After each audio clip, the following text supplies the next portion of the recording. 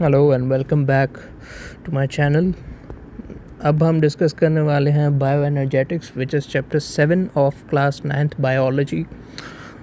Bio energetics की अगर हम बात करें तो ये बायो एनर्जेटिक्स वो एक ऐसा चैप्टर है जिसके अंदर आप जब देखते हैं, जब भी आपके बोर्ड एग्जामिनेशन होंगे या जब भी आपके जो एंट्रेंस रिलेटेड क्वेश्चंस होते हैं, वो उसके अंदर सबसे ज़्यादा अगर केमिकल रिएक्शन की अगर मैं बात करूं, अगर मैं कहूँ कि ये वैसा एक बायोलॉजी का चैप्टर है जिसके अंदर केमिस्ट्री बहुत ज़्यादा इन्वॉल्व है, तो मैं गलत नहीं हूँगा। बायो एनर्जेटिक्स को स्टार्ट करने से पहले उसको हम लोग डिफ़ाइन कर देते हैं कि वो होता क्या है। अब जैसे यहाँ पे आपके पास यहाँ पे नज़र आ रहा है कि डाइजेस्टिव सिस्टम है, न्यूरो एंडोक्राइन सिस्टम है, लिवर एंड किडनी सपोर्ट है, एलिमिनेशन एंड कॉजेटिव फैक्टर्स हैं, सेलुलर रिपेयर, हेल्दी मेंटेनेंस, ये सब जो है वो साथ में काम करते हैं, तभी जो है वो एक प्रॉपर इंसान का ह्यूमन मैकेनिज़्म फंक्शनली, या आप कह सकते हैं कि फिजियोलॉजिकली वो अपने फंक्शंस को सही तरीके से कर पाता है। और यहाँ पे हम वही पढ़ेंगे, वो यहाँ पे जैसे एक फ़ोटोसिंथेसिस हम पढ़ते हैं, इंट्रोडक्शन है एंड रोल ऑफ एटीपी है वो पढ़ते हैं। इसके अंदर रेस्पिरेशन है जो कि बहुत इंपॉर्टेंट है। इससे बहुत सारे सवाल निकल के आते हैं, शॉर्ट इवन लॉन्ग क्वेश्चंस जो हैं वो इसमें से बन के आते हैं। और एमसीक्यू, ये आपको अगर आपको यहाँ पे कॉन्सेप्ट समझ में आ गया, तो अगर आप आगे जाके प्री मेडिकल पढ़ते हैं तो आपको उसके अंदर भी बहुत हेल्प आउट करेगा। So without any further do हम स्टार्ट करते हैं। Every machine requires energy which is capacity to do work for performing its functions, like automobiles which require fuel to produce energy. Cell phones have batteries which store energy and utilize it for their working. जिस तरीके से cell phone के पास अपनी जो है battery होती है, गाड़ियों के अंदर जो है वो आपके पास फ्यूल होता है, जैसे पेट्रोल चाहिए होता है, वैसे ही आपके पास लिविंग ऑर्गेनिजम्स भी मशीन की तरह होते हैं जिनको न्यूट्रिएंट्स चाहिए होती है फूड की शक्ल में। ठीक है, और ये स्पेशल मॉलिक्यूल जो होते हैं फूड के, ये कंटेन करते हैं एनर्जी। और ये यहाँ पे here question arises from where this energy comes in fuel and food molecules. ठीक है, एनर्जी तो चाहिए हमें, ठीक है, लेकिन किस तरीके से ये फ्यूल के अंदर या फूड मॉलिक्यूल्स के अंदर कहाँ से आती है, वही हम लोग बायो एनर्जेटिक्स के अंदर डिस्कस करते हैं। क्योंकि जब इसके हम लोग पढ़ते हैं रिएक्शन सारे, तब जाके हमारे समझ में आता है अच्छा कि तो बॉडी में ये प्रोसेसेस हो रहे हैं, ये चीज़ें हो रही हैं जिसकी वजह से ये सब बन रहा है। तो पहला, the only source of energy on earth is सन। ठीक है, एक वाहिद सोर्स ऑफ एनर्जी की अगर हम बात करें अर्थ पे, वो कौन सा है, वो सन है, सूरज। Energy of the sun reaches earth in the form of light. Light की शक्ल में जो है वो सन पे जो है मतलब सन जो है वो अर्थ के ऊपर लाइट भेजता है। ठीक है, आप ये कह सकते हैं लाइट एनर्जी की फॉर्म में। This light energy is converted into the chemical energy by living organisms और in heat energy stored by non living things. ठीक है, ये लाइट एनर्जी केमिकल एनर्जी में कन्वर्ट हो जाती है बाय लिविंग ऑर्गेनिजम्स। जो भी जानदार हैं पूरी कायनात के अंदर, वहाँ वो जो है लाइट एनर्जी को आपके पास केमिकल एनर्जी में तब्दील कर देते हैं। और in heat energy stored by non living things, जहाँ ये एक अमल नहीं हो पा रहा, मतलब लाइट एनर्जी जहाँ पे केमिकल एनर्जी में नहीं कन्वर्ट हो पा रही, जो जानदार नहीं है, जो मतलब जो बगैर जान वाली चीज़ है, नॉन लिविंग थिंग्स है, उनके अंदर ये हीट एनर्जी की फॉर्म में रहा होगा। देन यहाँ पे हमारे पास एक बहुत बड़ा एक फ़्लो चार्ट दिया हुआ है। यहाँ पे सन जो है वो प्लांट को सप्लाई कर रहा है, plant is a living thing. और यहाँ पे हीट एनर्जी जो है वो उसके फॉर्म में भी जा रहा है। ये कहाँ पे जा रहा है, ये उन जगहों पे जा रहा है जहाँ पे जानदार नहीं है। ठीक है, एक तो जानदार हो गई ना, लिविंग थिंग्स हो गई, एक नॉन लिविंग थिंग्स हो गई। तो सन प्लांट की तरफ कहाँ मतलब जा रहा है, which is basically conversion in living organisms. सही है, मतलब जितना भी ये लिविंग ऑर्गेनिजम्स के अंदर कन्वर्जन होगा, वो आपके पास जो है यहाँ पे एक प्लांट का बहुत ही बड़ा एग्जांपल दिया हुआ है। प्लांट जो है वो बाद में ये फूड बनाता है, मतलब फूड बनता है, और ये काओ और बाद में लायन। तो ये पूरी एक चेन बना के वो दी हुई है कि किस तरीके से एनर्जी ट्रांसफ़र होती है। ठीक है, नीचे भी यही बात की लिखी हुई है. As we can see that the heat energy of light converts in kinetic energy which flows water. ठीक है, काइनेटिक एनर्जी ऑफ वाटर जो है वो डैम्स के अंदर ये कन्वर्ट होती है इनटू मैकेनिकल एनर्जी, और ये टरबाइन के अंदर जो है वो चली जाती है. ठीक है, काइनेटिक एनर्जी जो कि पानी के अंदर पाई जाती है. ठीक है, और ये जब डैम में होती है तो ये कन्वर्ट हो जाती है इनटू द मैकेनिकल एनर्जी, और ये फॉल करती है over turbine. The mechanical energy converts into light energy in the bulbs or LED lights, और again in mechanical energy in our fans. ठीक है, तो पहले मैकेनिकल एनर्जी थी, उसके बाद फिर काइनेटिक बनी, फिर काइनेटिक से जो है वो लाइट आपके पास जो है वो बनती है. ठीक है, काइनेटिक एनर्जी फिर से मैकेनिकल एनर्जी के अंदर बनती है. ठीक है, मतलब वो वापस उसके अंदर आ जाती है, और बाज़ जगहों पे यहाँ पे मैकेनिकल एनर्जी जो है वो लाइट एनर्जी के अंदर कन्वर्ट हो जाती है. जब आप देखते हैं कि ये जो भी आपके पास होते हैं, बल्ब हो गया और LED लाइट हो गई, तो ये जो भी चीज़ें हमें लाइट देती हैं वो उसके अंदर ऑब्वियसली लाइट एनर्जी होती है. On the other hands, this light energy when falls on the green parts of the plant is captured and converted into chemical energy. ठीक है, अच्छा यहाँ पे केमिकल एनर्जी में कब कन्वर्ट होगा? ये जो भी आपके पास लाइट एनर्जी आ रही है वो लाइट एनर्जी मैकेनिकल एनर्जी के अंदर कन्वर्ट होगी जहाँ प्लांट की बात नहीं होगी. ठीक है, ये याद रखना कि लाइट एनर्जी को मैकेनिकल एनर्जी में कहाँ कन्वर्ट किया जाता है? फैंस के अंदर, और फैंस क्या है? नॉन लिविंग थिंग है. ठीक है, और यहाँ पे प्लांट की बात हो रही है, तो यहाँ पे जो है ये कन्वर्ट होती है इनटू केमिकल एनर्जी. ठीक है, लाइट एनर्जी आती है, वो कैप्चर होती है और कन्वर्ट होती है into chemical energy. Chemical energy stored होती है into the food as food energy. ठीक है, प्लांट्स के अंदर केमिकल एनर्जी पाई जाती है किस तौर पे? फूड एनर्जी के तौर पे. When these parts of plant are eaten by animal, this energy is transferred into them, where the organisms buried and remain under pressure inside the earth crust for millions of years. Their chemical energy is converted into fossil fuel. यहाँ पे लिखा हुआ है जैसे ये plant को खाया, plant को जो भी बरीड ऑर्गेनिजम्स थे उन्होंने खाया, और ये प्लांट की एनर्जी जो भी थी केमिकल एनर्जी ये कन्वर्ट हो गई into fossil fuel. Bioenergetics and role of ATP को हम डिस्कस करते हैं अब next. The study of conversion of free energy into different forms of living organisms is called bioenergetics. Finally bioenergetics की definition आई गई. जब भी फ्री एनर्जी को different forms of living organism, अब जिस तरीके से यहाँ पे हमने डिस्कस किया ऊपर, इसको हम बायोएनर्जेटिक्स कहते हैं. ठीक है, conversion of the forms of energies. ठीक है, फ्री एनर्जी जैसे different form of living organism के अंदर जा रही है, that is called bioenergetics. It is part of biology, physics and chemistry. ठीक है, फिज़िक्स का भी पार्ट है, बायोलॉजी का भी पार्ट है, केमिस्ट्री का भी पार्ट है. Concerned with the energy involved in making and breaking of the chemical bonds found in the molecules of organism. यहाँ पे मेकिंग होती है, ब्रेकिंग होती है, बोथ केमिकल बॉन्ड्स, और ये जो है मॉलिक्यूल्स ऑफ ऑर्गेनिज्म, जिसके भी जितने भी ऑर्गेनिज्म के अंदर जितने भी मॉलिक्यूल्स होते हैं उनके अंदर ये पाई जाती है. Bioenergetics can also be defined as a study of energy relationships, energy transformation and energy transmission. ठीक है, ट्रांसमिशन से क्या मुराद है? जब भी एक जगह से कहीं दूसरी जगह पे जाना एनर्जी का, वो एनर्जी ट्रांसमिशन होती है. एनर्जी ट्रांसफॉर्मेशन क्या होती है? एक टाइप ऑफ एनर्जी से दूसरे टाइप ऑफ एनर्जी के अंदर कन्वर्ट करना, उसको हम एनर्जी ट्रांसफॉर्मेशन कहते हैं.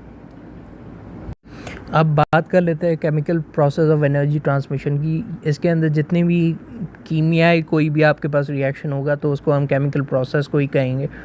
और केमिकल प्रोसेस के अंदर ऑब्वियसली केमिकल रिएक्शंस होते हैं, तो जितने भी कीमियाई आप कह सकते हैं कि रिएक्शन होते हैं वो सारे इसके अंदर आते हैं.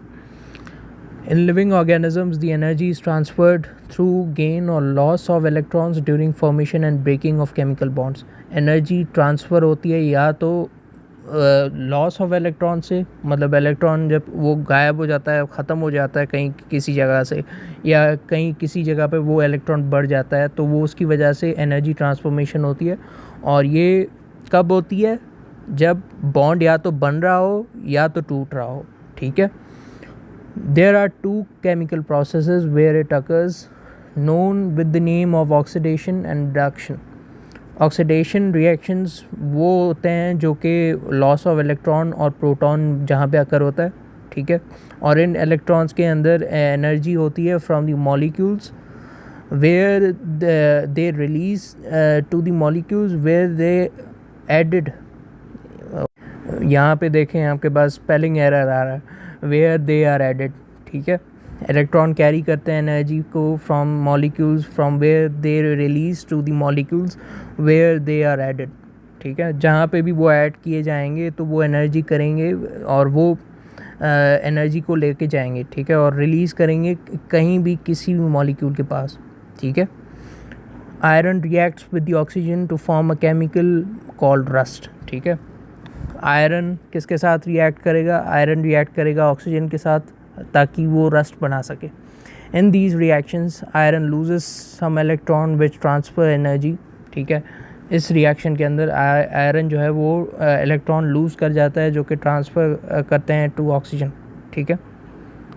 और ये Fe यहाँ पे आयरन जो है वो ऑक्सीडाइज हो रहा है, ठीक है। ये ट्रांसफ़र करता है अपनी एनर्जी को to the oxygen through electrons, ठीक है। On the other hand reaction occur is called reduction where gain of electron and hydrogen occurs. This gain of electron also brings energy which is stored in it.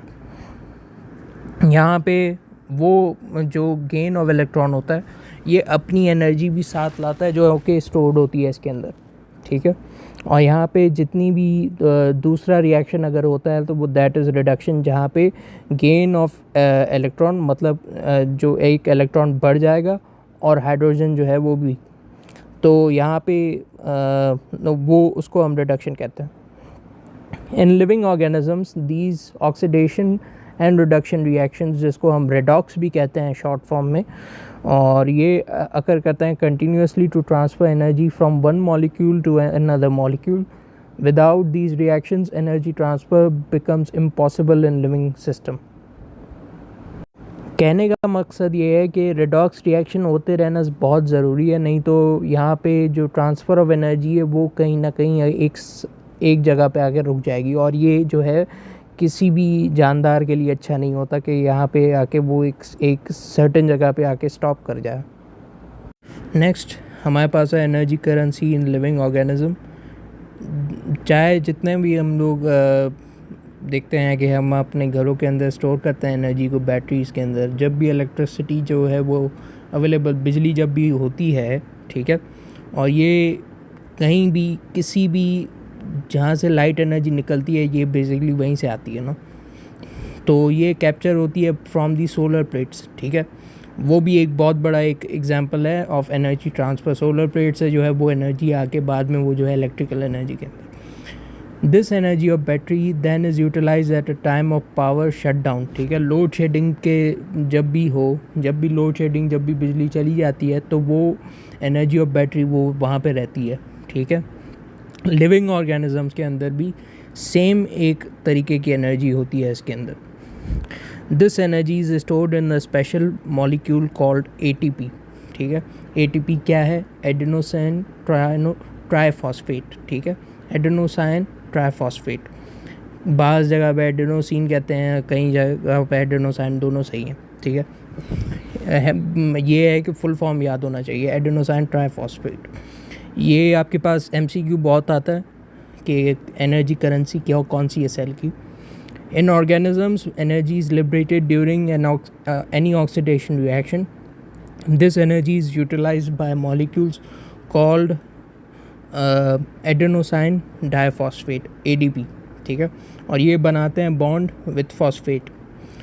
As a result ADP becomes ATP। Energy of oxidation is now stored in ATP, ठीक है। जितनी भी energy होती है oxidation की ये store होती है ATP की शक्ल में। The amount of energy is stored is 7.3 kilocalories per mole. This stored energy in ATP will be utilized by living organisms for performing any type of work.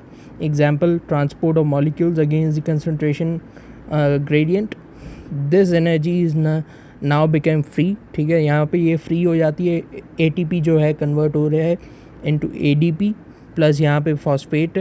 ठीक है, और ये जो है अपना एनर्जी भी यहाँ पे रिलीज़ हो रही है. ठीक है, और यहाँ पे लिब्रेशन हो रही है by break down of ATP molecule. ये आपको केमिकल रिएक्शन बाज़ दफ़ा आता है MCQ में या इसके ऊपर भी आ जाता है कि मिसाल कोई शॉर्ट क्वेश्चन के अंदर पूछ लेता है कि ATP का कन्वर्जन बता दें कि किस तरीके से होता है, तो आपको याद होना चाहिए. So the formation of ATP is endergonic. ठीक है, energy intake process, and break down of ATP is exergonic, जो कि एनर्जी लिबरेटिंग प्रोसेस होता है. आसान अल्फाज में अगर मैं बताऊँ, एक्सागोनिक वो होता है जहाँ पे एनर्जी जो है वो मतलब निकल रही होती है. ठीक है, आज़ाद हो रही होती है, और एनर्जी जब भी वो अंदर लेगा तो दैट इज़ एंडोगोनिक. अब आ जाता है फोटोसिंथेसिस के ऊपर. ये एक फंडामेंटल प्रोसेस होता है जिसके अंदर बेसिक ऑर्गेनिक मॉलिक्यूल्स और ऑक्सीजन जो है वो प्रोड्यूस होती है. और जितने भी बायोमॉलिक्यूल्स और लिविंग ऑर्गेनिजम्स के लिए यहाँ पे ऑर्गेनिक मॉलिक्यूल्स और ऑक्सीजन जो है उसको यकीनी बनाया जाता है ताकि ये आगे काम आ सके. This process is carried out by chlorophyll. Chlorophyll की मौजूदगी के अंदर ये सारा जो अमल है वो होता है. और ये containing organisms like plants, algae, some protozoa and some bacteria. ठीक है, plants, algae, प्रोटोजोआ और बैक्टीरिया, इन चारों की मौजूदगी के अंदर ये सारा जो है वो अमल होता है. Word photo means light and synthesis means to prepare. ठीक है, फ़ोटो का मतलब होता है लाइट और सिंथेसिस से मुराद होता है प्रिपेयर करना किसी भी चीज़ को. प्लांट्स यूटिलाइज़ करते हैं simple inorganic molecules, carbon dioxide and water, जो कि रिएक्ट करते हैं by using light energy in the presence of pigments like chlorophyll to form glucose and oxygen. ठीक है, यहाँ पे इक्वेशन आपको दी हुई है. कार्बन डाइऑक्साइड और वाटर जब रिएक्ट करता है लाइट और क्लोरोफिल की मौजूदगी में तो ग्लूकोज और ऑक्सीजन बनता है. ठीक है, सिमिलरली अगर मैं बात करूँ इसके फार्मूला की तो वो भी दिया हुआ है 6CO2 + 6H2O. और ये लाइट और क्लोरोफिल का आपके पास इंडिकेशन दिया हुआ है. हमेशा आपको एरो बनाना होता है विद इन रिएक्शन. और बाद में C6H12O6 जो कि ग्लूकोज है और 6O2 ऑक्सीजन, ये इसके अंदर कन्वर्ट हो रहा है. क्लोरोफिल हरे कलर का पिगमेंट होता है. ठीक है, और ये कहाँ पे पाया जाता है? क्लोरोप्लास्ट ऑफ प्लांट सेल के अंदर. ठीक है, ये कैप्चर करता है specific part of visible light only. कुछ लेवल ऑफ लाइट को जो है ये कैप्चर करता है क्लोरोफिल. और ये ना सिर्फ रिएक्टेंट है लेकिन एब्जॉर्ब भी करता है एनर्जी जो कि चाहिए होती है ताकि रिएक्शन चलता रहे. In other words, photosynthesis converts light energy into chemical energy. ठीक है, सिमिलरली वही बात की जो मैंने पहले भी की. The fundamental molecule produce during photosynthesis is simple sugar. ठीक है, फोटोसिंथेसिस के अंदर जो फंडामेंटल मॉलिक्यूल जो प्रोड्यूस होगा दैट इज़ सिंपल शुगर. ठीक है, ग्लूकोज की फॉर्म में वो प्रोड्यूस होता है. और ग्लूकोज इस्तेमाल होता है ये जितने भी मेटाबॉलिज्म होता है प्लांट का to produce secondary products such as starch और पॉलीसैकेराइड उसके अंदर इस्तेमाल होता है. और ये प्लांट्स जो हैं ये यूज़ करते हैं कार्बोहाइड्रेट को to form fat, protein and other chemicals like nucleic acid. फिर से मैं रिपीट कर देता हूँ, ग्लूकोज यूटिलाइज होता है हर मेटाबॉलिज्म ऑफ प्लांट के अंदर. कोई भी मैकेनिज़्म ऐसा नहीं होगा जिसके अंदर ये यहाँ पे यूज़ नहीं हो रहा हो. ठीक है, और ये प्रोड्यूस करते हैं सेकेंडरी प्रोडक्ट्स. ये दूसरे प्रोडक्ट्स भी ये जो हैं बनाते हैं साथ में जो चीज़ बन रही होती है उसको हम कह सकते हैं कि सेकेंडरी प्रोडक्ट होता है such as starch and polysaccharide. और उसके बाद है प्लांट्स ये जो है कार्बोहाइड्रेट को भी यूज़ करते हैं टू फॉर्म फैट्स. ठीक है, प्रोटीन्स और बाकी जितने भी केमिकल होते हैं जैसे कि न्यूक्लिक एसिड वगैरह. ये ग्लूकोज जो है वो यूज़ होता है in respiration as reactant to produce energy for the metabolism of the living organism. ठीक है, ये रेस्पिरेशन के अंदर ग्लूकोज इस्तेमाल होगा. ठीक है, as a reactant to produce energy for the metabolism of living organism. यहाँ पे आपके पास बहुत बड़ा फ्लो चार्ट दिखाया हुआ है. ये different forms of life completely depends on the photosynthesis. ठीक है, CO2 और H2O जो है यहाँ पे ग्लूकोज और सक्रोज है, न्यूक्लियोटाइड है, और ये starch, amino acid, protein, fats, nitrate और फॉस्फेट जो कि बाद में यहाँ पे न्यूक्लियोटाइड और न्यूक्लिक एसिड्स के अंदर पाया जाता है. सो ये बहुत सारी चीज़ें जो हैं वो इनके ऊपर डिपेंडेंट होती है, फोटोसिंथेसिस के ऊपर. प्लांट्स ना सिर्फ वो ऑर्गेनिज्म होते हैं जो कि डिपेंड करते हैं फोटोसिंथेसिस के ऊपर, लेकिन एनिमल्स सच एज हेटरोट्रॉप्स वो भी फोटोट्रॉप के ऊपर कभी कभार डिपेंड करते हैं. ये ऑर्गेनिज्म जो हैं वो यूटिलाइज करते हैं molecule of phototroph as food molecule. अगर किसी भी जानवर के अंदर कोई भी जानवर जो है वो हर्बीवोरस है मिसाल, तो वो फीड करता है डायरेक्टली ऑन प्लांट. और अगर एक कोई भी जानवर है जो कार्निवोरस है, वो डिपेंड करता है on those animals which feed on plant. ठीक है, और ये फीडिंग सीक्वेंसेस और रिलेशनशिप जो है इनको हम फूड चेन कहते हैं. ठीक है, फूड चेन मैंने शुरू में आपको बताई हुई थी कि ये जिस तरीके की चेन है. ठीक है, यहाँ पे आपको प्लांट है, फूड बनाता है, बाद में वो काउ लायन, तो उस तरीके से आपके पास इसको फूड चेन के अंदर आते हैं.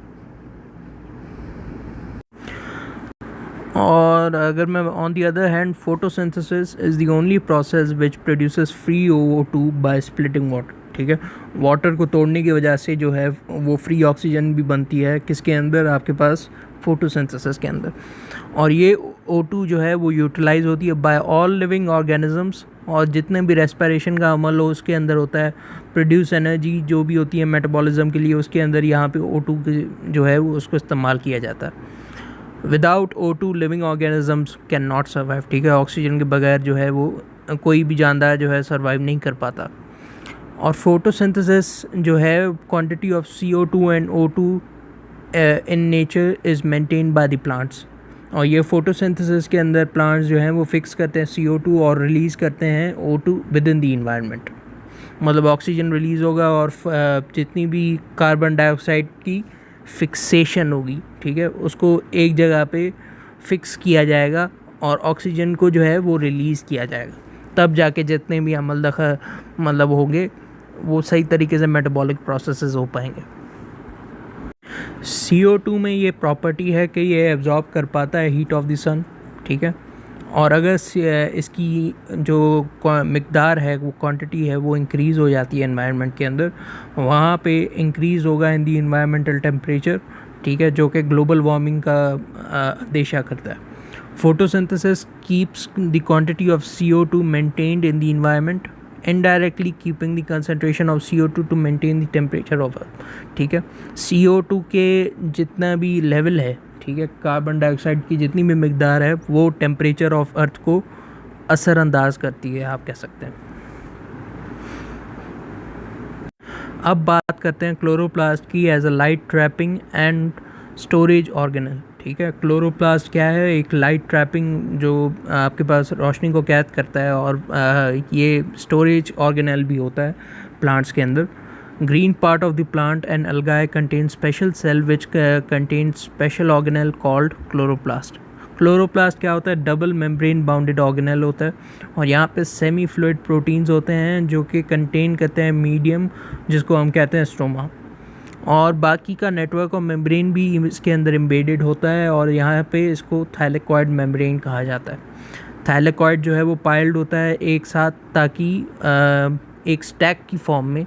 ठीक है, एक स्टैक आपको किस तरीके से यहाँ पे दिख रहा होगा कि एक स्टैक की शक्ल में यहाँ पे थाइलेकॉइड यहाँ पे असेंबल किए हुए हैं, यहाँ पे वो 7.2 के अंदर. तो ये थाइलेकॉइड को जो है स्टैक के फॉर्म में यहाँ पे रखा जाता है, और ये सिंगुलर को के अंदर हम इसको ग्रैंडम कहते हैं. ठीक है, और ये पाइल्ड होते हैं एक दूसरे के ऊपर, ताकि वो स्टैक लाइक फॉर्मेशन होती है इनकी. Simple looking reaction of the photosynthesis is not simple as it looks, ठीक है।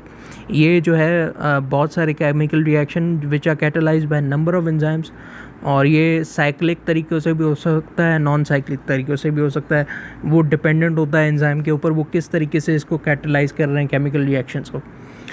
हर रिएक्शन के अंदर ये डिफरेंट साइट ऑफ क्लोरोप्लास्ट के ऊपर ये रिएक्शन होता है। वो रिएक्शन जिनके अंदर लाइट एनर्जी कन्वर्ट हो जाती है इनटू केमिकल एनर्जी और स्टोर करती है इन एटीपी फॉर्म और NADPH के फॉर्म में, जो कि होता है reduced nicotine amide adenosine dinucleotide phosphate, ठीक है। Again reduced nicotine amide adenosine dinucleotide phosphate, इसका फुल फॉर्म आप किसी जगह पे लिखते हैं तो आपको जो है आसानी होगी। यहाँ पे जो कन्वर्जन अकर होती है एट द थैलेकॉइड मेम्ब्रेन, जहाँ पे सोलर एनर्जी कैप्चर की जाती है by the pigments located in the harvesting complex. Harvesting complex भी यहीं पे आपको नज़र आ रहा है कि यहाँ पे पिगमेंट्स जो हैं यहाँ पे ग्रीन कलर के ज़ाहिर है वो नज़र आ रहे हैं ना, तो ये ज़ाहिर है उसके अंदर कोई ना कोई पिगमेंट है, तो वो जो है मतलब आपको थैलेकॉइड मेम्ब्रेन के अंदर वो नज़र आ रहा है। This phase of photosynthesis is called light dependent reaction, और ये नॉन साइक्लिक होता है, coupled with the break down of H2O molecules such as photolysis. और ये कहाँ पे होता है? थैलेकॉइड मेम्ब्रेन के अंदर। यहाँ पे आपको दिख रहा होगा फोटोसिंथेसिस जो लाइट डिपेंडेंट और लाइट इंडिपेंडेंट फेज है क्लोरोप्लास्ट के अंदर यहाँ पे प्लेस हो रही है। और ये यहाँ पे थैलेकॉइड भी है, ग्रैनम भी है, लाइट भी है, क्लोरोप्लास्ट भी है, केल्विन साइकिल का जो है वो भी अमल हो रहा है। मैं आगे जाके आपको बताऊंगा कि ये क्या चीज़ है। Reaction in which captured solar energy is transferred to glucose from ATP and NADPH2, ठीक है। यहाँ पे मैंने आपको बताया कि NADPH2 क्या था? Reduced nicotine amide adenosine dinucleotide phosphate, ठीक है। यहाँ पे सोलर एनर्जी जो है वो ट्रांसफ़र हो रही है ग्लूकोज के पास, कहाँ से? ATP और NADPH2 से, ठीक है। और ये कहाँ हो रहा है सारा अमल? ये स्टोमा के अंदर हो रहा है, साइक्लिक मैनर के अंदर। और ये यहाँ पे फेज़ फिक्सेशन जो होगी एटमॉस्फेरिक CO2 की, ये वहाँ पे होगी जहाँ पे ये फॉर्म कर पाए ऑर्गेनिक मॉलिक्यूल्स, ठीक है। नेक्स्ट 2 फेजेस ऑफ फोटोसिंथेसिस, यहाँ पे प्रोसेसेस ऑफ फोटोसिंथेसिस है जो कि डिवाइडेड होते हैं वो इन दी फेजेस या रिएक्शंस, ठीक है। एक है लाइट रिएक्शन या लाइट डिपेंडेंट रिएक्शन, एक है डार्क रिएक्शन या जिसको हम लाइट इंडिपेंडेंट रिएक्शन भी कहते हैं। एक अगर लाइट रिएक्शन की बात करें, लाइट डिपेंडेंट रिएक्शन की बात करें, यहाँ पे रीज़न इसका ये इसी वजह से नाम पड़ा है that during this phase of photosynthesis light energy is captured and converted into chemical energy, ठीक है। कैप्चर होती है और कन्वर्ट की जाती है किसके अंदर? केमिकल एनर्जी के अंदर। किसको? लाइट एनर्जी को। Some of light is utilised to split water into oxygen and hydrogen with electrons, ठीक है। ये स्प्लिटिंग ऑफ वाटर जो है फोटोलाइसिस का अमल क्या होता है? बहुत इंपॉर्टेंट। कुछ लाइट जो कि इस्तेमाल हो रही है किसको? पानी को अलग करने के अंदर, स्प्लिट करने के अंदर, उसको तोड़ने के अंदर, ये किसके अंदर की जा रही है? ये ऑक्सीजन और हाइड्रोजन के अंदर ये जो है इन दोनों को डिवाइड किया जा रहा है विथ इलेक्ट्रॉन्स, साथ में भी वो भी जो है निकलेंगे, और इस पूरे अमल को आप फोटोलाइसिस कहेंगे। Oxygen which is produced during photolysis is released in the environment, whereas H plus together with the CO2 are used in building glucose, ठीक है। H plus और CO2 को इस्तेमाल किया जाता है किसके अंदर? बिल्डिंग ग्लूकोज के अंदर, जबकि जितनी भी ऑक्सीजन जो कि प्रोड्यूस हो रही है ड्यूरिंग फोटोलाइसिस ये रिलीज़ की जाती है एनवायरनमेंट के अंदर, ठीक है। और क्लोरोप्लास्ट जो है वो डिफरेंट पिगमेंट्स होते हैं, एब्जॉर्ब करते हैं of light of different wavelengths, ठीक है। यहाँ पे क्लोरोफिल जो है वो मेन लाइट कैप्चरिंग मॉलिक्यूल होता है थैलेकॉइड मेम्ब्रेन के अंदर, जो कि एब्जॉर्ब करता है वायलेट, ब्लू, रेड लाइट को, लेकिन रिफ्लेक्ट बैक करता है सिर्फ ग्रीन को, इसीलिए उसका कलर जो है ग्रीन शो होता है। ये ग्रीन इसीलिए जो है पिगमेंटेशन का अमल इस तरीके से होता है कि जितना जो पिगमेंट निखर के आएगा, ठीक है, वो बेसिकली रिफ्लेक्ट बैक करेगा। एब्जॉर्ब तो बहुत सारी कर रहा होता है चीज़ें, लेकिन वो शो ये कर रहा होगा कि ग्रीन है, ठीक है।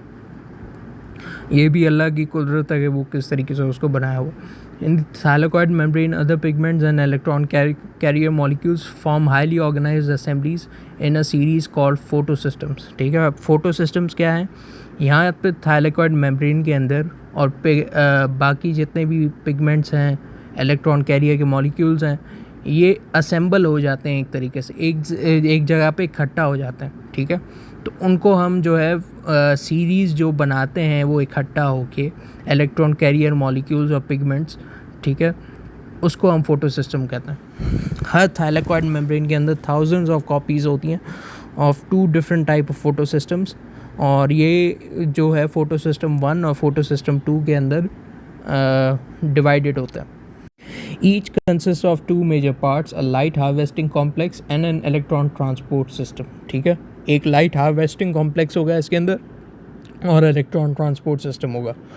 ये जो है फोटो सिस्टम 1 और 2 यहाँ पे मतलब थाउजेंड इनकी कॉपीज़ होती हैं. ठीक है, हर थाइलाकॉइड के अंदर. Conversion of light energy takes place when chlorophyll of reaction centre receives energy. ठीक है, एनर्जी जो है वो कहाँ पे जाएगी? उसके पास, क्लोरोफिल ऑफ रिएक्शन सेंटर के पास. ठीक है, one of electrons form chlorophyll A molecules और लीव कर जाता है या जंप कर जाता है over the electron transport system. और ये एनर्जाइज इलेक्ट्रॉन जो है वो from one electron carrier to next ये मूव करता है. ठीक है, इलेक्ट्रॉन रिलीज़ करता है यहाँ पे एनर्जी को, और जब वो नीचे आता है तो energy drives reaction and produces ATP. ठीक है, ATP, एडेनोसाइन ट्राइफॉस्फेट और NADPH2. ठीक है, reduced nicotinamide adenosine dinucleotide phosphate. ठीक है, ये दोनों एनर्जी रिच कंपाउंड्स हैं.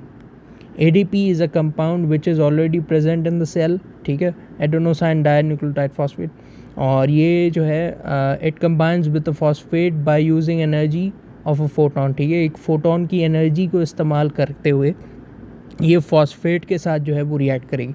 ये जितने भी केमिकल रिएक्शन है एक साइड पे लिख लीजिए. ये इसको आप चाहे आप इसको पढ़ लें, रट्टा मार लें या कुछ भी कह लें, लेकिन ये आते ही आते हैं हमेशा, और इनके ऊपर लॉन्ग सवाल तो आते ही आते हैं. मतलब आपको आपको कहेंगे 2 फेजेस ऑफ फोटोसिंथेसिस समझाओ, और उसके अंदर समझाओगे क्या क्या होता है. ठीक है, तो इस तरीके के क्वेश्चंस आते हैं. ADP फॉस्फेट के साथ कंबाइन हुआ. लाइट एनर्जी और एंजाइम कॉम्प्लेक्स क्या है? ये वो 2 चीज़ें हैं जिनकी मौजूदगी में ये रिएक्शन हो रहा है. ठीक है, और बनता क्या है? Adenosine trinucleotide phosphate. ठीक है, ये होते कैसे हैं? ये मज़ीद आप कभी, अगर आपको इंटर में आपने कभी प्री मेडिकल ली, तो प्री मेडिकल तो नहीं, खैर बाकियों में भी, प्री इंजीनियरिंग के अंदर भी एक ऑर्गेनिक केमिस्ट्री होती है जहाँ पे वो उसके अंदर आपको प्रॉपर केमिकल रिएक्शंस पढ़ाया जाता है कि किस तरीके से ये टेक प्लेस करते हैं. NADP जो कि प्रेजेंट होता है क्लोरोप्लास्ट के अंदर, ये भी इसकी भी रिडक्शन हो जाती है. ठीक है, मतलब ये एक्सेप्ट कर लेता है हाइड्रोजन आयंस को. ठीक है, तो वो रिडक्शन हो गया. NADPH2 के अंदर इसकी जो है वो रिडक्शन हो जाती है. यहाँ पे आपको दिख रहा है पूरा केमिकल रिएक्शन लिखा हुआ है, और ये रिलीज़ होता है बाय स्प्लिटिंग ऑफ वाटर का जितने भी तोड़ने का अमल है, स्प्लिटिंग का अमल है, उसके अंदर ही होता है. एक लास्ट पैराग्राफ है. ATP and NADPH2 both are energy rich compounds which produce energy, hydrogen and electron for the conversion of the atmospheric CO2 into carbohydrate in chloroplast during light independent phase of photosynthesis. ठीक है, ATP और NADPH2 ये दोनों वो energy rich compounds हैं जो कि provide करते हैं एनर्जी, और हाइड्रोजन जो है वो प्रोड्यूस करते हैं, और electron for the conversion of atmospheric CO2 into the carbohydrate in chloroplast during light independent phase of photosynthesis.